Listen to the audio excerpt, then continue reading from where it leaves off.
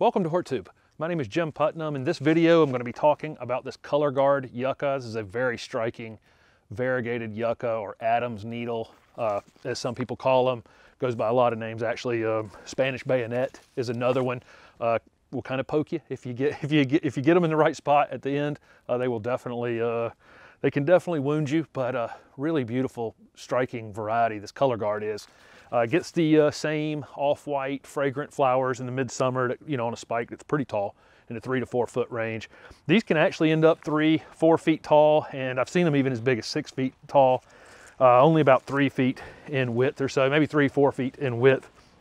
Super easy plant. It likes well-drained soil, and it's really an issue in my clay-based soil in my yard. It need to go on a slope. It'd be a great plant on a slope in my area.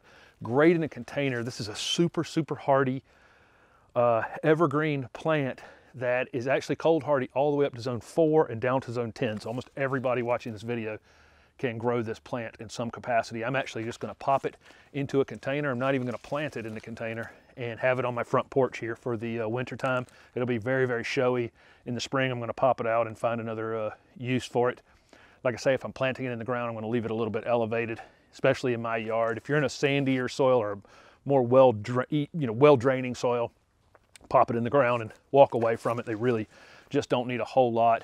This is a great plant if you're looking for super low maintenance, low water requirement plants. It can be fertilized in the spring, and occasionally you need to, you'll have some pieces that need to be cut off of it and cleaned up, but really almost no maintenance, really no insect or disease problems, no deer issues. So, what else can you ask to get that kind of color?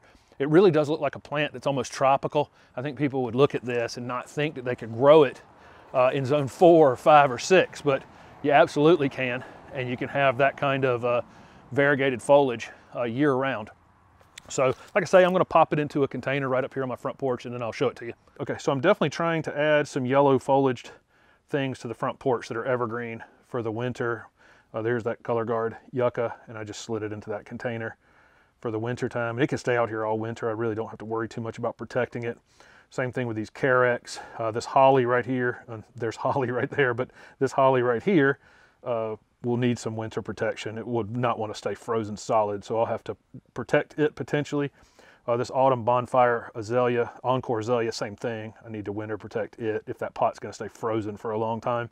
But it's still in bloom, and it's almost the middle of November, and it's still got lots of buds on it to go.